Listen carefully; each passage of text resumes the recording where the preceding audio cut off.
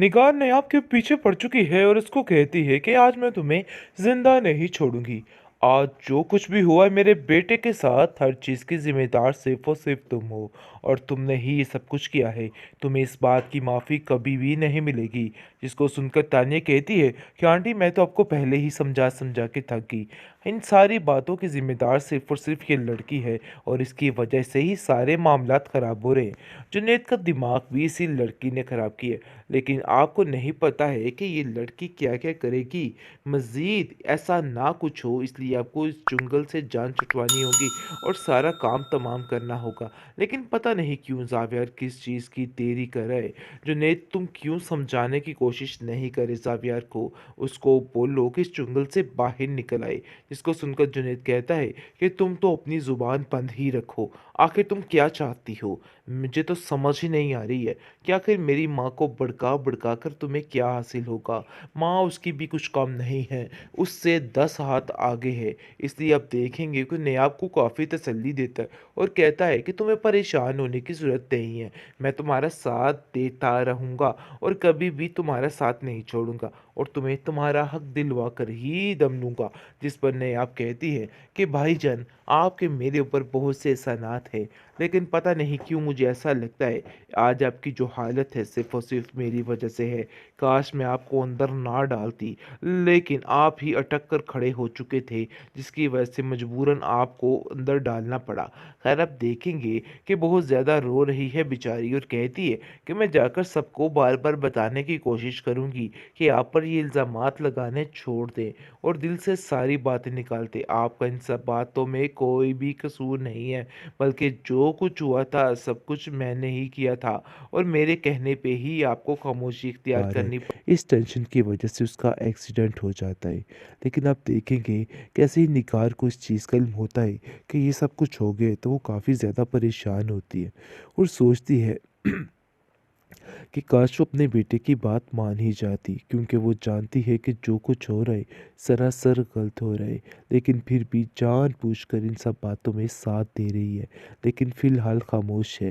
लेकिन बहुत जल्द वो माफ़ी मांगने वाली है और इन सब चीज़ों का गुफारा अदा करने वाली है, क्योंकि वो जानती है कि माफ़ी अदा करने के अलावा और कोई भी ऑप्शन नहीं है और वो जुनैद को ऐसे दोबारा हासिल नहीं कर सकती है। लेकिन नयाब को उस बेचारी का उस घर में रहना बहुत मुश्किल हो चुका है। सब घर वालों ने उससे मुंह मोड़ लिया है। लेकिन जैसे ही उसने एक दफ़ा आवाज़ उठाई अपने बारे में, तो सब कुछ ठीक हो गया और वही आवाज़ काश वो पहले ही उठा लेती तो सब कुछ बेहतर हो जाता। दादी उसको समझाती है, किस तरह खामोश रहने से कुछ भी नहीं होगा, तुम्हें अपने हक में खुद आवाज़ उठानी होगी।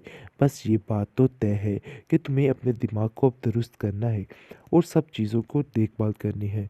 मैं तुम्हारे साथ हमेशा रहने वाली नहीं हूँ। मेरी तबीयत आज ठीक होती है और कल ख़राब होती है और इन सब बातों को तो तुम बड़े अच्छे तरीके से जानती हो और मैं नहीं चाहती कि तुम किसी किस्म की परेशानी का शिकार हो। बस मैं चाहती हूँ कि तुम अपने घर में आबाद रहो और खुश रहो। जिसको सुनकर नायाब रोने लग जाती है और कहती है कि न जाने ये मेरे नसीब में है भी कि नहीं, जो कुछ मेरे साथ हुआ है। क्या आपको लगता है कि दोबारा वो मुझे उस घर में रखेंगे? मुझे उस घर में वो लोग कभी भी नहीं आने देंगे। जिसको सुनकर दादी कहती है कि तुम हौसला मत हारो। एक दिन ज़ावियार खुद आएगा और तुमसे माफ़ी मांगकर तुम्हें इस घर से ले जाएगा। देख लेना, मेरा तुमसे वादा है, एक दिन ऐसा आएगा और ऐसा ही होगा। बेहतरीन ट्रॉमा सीरियल दिल नादान की इस एपिसोड में आप देखेंगे कि जुनैद ने इन सारी बातों पर अपने दिल पर लगा लिया है और वो बहुत ज़्यादा बेचैन और बेकरार हो जाता है। पहले तो जाकर उसको तलाक देता है तानिया को और वो काम ख़त्म करता है। तानिया बहुत ज़्यादा खुश है और कहती है कि तुम्हारे से तो मेरी जान छूटेगी फाइनली, जो मैं चाहती थी वो हो गया। लेकिन दुर्दाना उसको समझाती है कि देखो, तुमने बहुत बड़ी गलती कर दी है, तुम्हें इन चीज़ों का अंदाज़ा नहीं हो रहा, लेकिन जब तुम्हें एहसास होगा तो फिर तुम्हें समझ आएगी, क्योंकि ज़ावियार भी कभी तुम्हारे हाथ नहीं आने वाला। ये बात अपने जहन में बिठा के रखना। तुम अगर ये समझ रही हो कि ज़ावियार तुम्हारे हाथ आ जाएगा, तो ऐसा नहीं होने वाला है।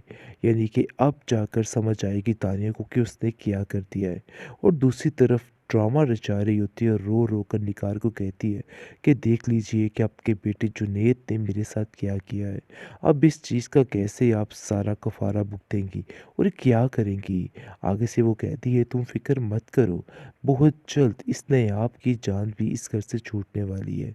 तुम्हारा सारा मकसद पूरा होगा, तुम्हें मैं इस घर की बहू ज़रूर बनाऊंगी और ज़ावियार तुम्हें ज़रूर मिलेगा। जिसको सुनकर वो बहुत ज़्यादा खुश हो जाती है और चहचहाने लग जाती है, लेकिन ये बात किसी को महसूस नहीं कराती है। खैर आप देखेंगे कि दूसरी तरफ सदमा ले चुका है बेचारा जुनैद, क्योंकि वो जानता है कि हर कोई उससे दूर हो चुका है और तरह तरह की बातें करते हैं, और जिसकी वजह से उसकी माँ भी, जब अब उसने देखा कि उसकी माँ भी उससे दूर हो चुकी है, तो ये बात का वो सदमा ले बैठा और सोचता है कि आखिर नयाब पर उस पर इस तरह के इल्ज़ामात लगाए जा रहे हैं, बिल्कुल बेबुनियाद है, और कैसे इन सारे इल्ज़ामात को वो मिटाएगा, क्योंकि जैसा रवैया ज़ावियार ने उसके साथ रखा और दूसरी तरफ गज़नफ़र ने भी उसका जो हाल किया है, उसे वो सारा कुछ नहीं भूल पा रहा है। इस टेंशन की वजह से उसका एक्सीडेंट हो जाता है। लेकिन आप देखेंगे कैसे ही निगार को इस चीज़ का इल्म होता है कि ये सब कुछ हो गया है, तो वो काफ़ी ज़्यादा परेशान होती है और सोचती है कि काश वो अपने बेटे की बात मान ही जाती, क्योंकि वो जानती है कि जो कुछ हो रहा है सरासर गलत हो रहा है, लेकिन फिर भी जानबूझकर इन सब बातों में साथ दे रही है। लेकिन फ़िलहाल खामोश है, लेकिन बहुत जल्द वो माफ़ी मांगने वाली है और इन सब चीज़ों का कफ़ारा अदा करने वाली है, क्योंकि वो जानती है कि माफ़ी अदा करने के अलावा और कोई भी ऑप्शन नहीं है और वो जुनैद को ऐसे दोबारा हासिल नहीं कर सकती है।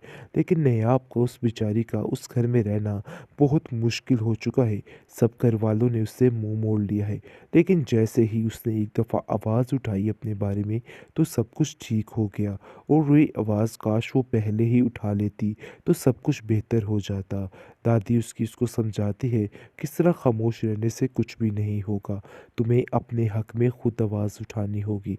बस ये बात तो तय है कि तुम्हें अपने दिमाग को अब दुरुस्त करना है और सब चीज़ों को देखभाल करनी है। मैं तुम्हारे साथ हमेशा रहने वाली नहीं हूँ।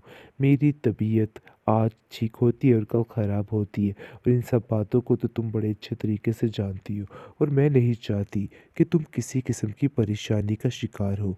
बस मैं चाहती हूँ कि तुम अपने घर में आबाद रहो और खुश रहो। जिसको सुनकर नयाब रोने लग जाती है और कहती है कि न जाने ये मेरे नसीब में है भी कि नहीं। जो कुछ मेरे साथ हुआ है, क्या आपको लगता है कि दोबारा वो मुझे उस घर में रखेंगे? मुझे उस घर में वो लोग कभी भी नहीं आने देंगे। जिसको सुनकर दादी कहती है कि तुम हौसला मत हारो, एक दिन ज़ावियार खुद आएगा और तुमसे माफ़ी मांगकर तुम्हें इस घर से ले जाएगा। देख लेना, मेरा तुमसे वादा है, एक दिन ऐसा आएगा और ऐसा ही होगा।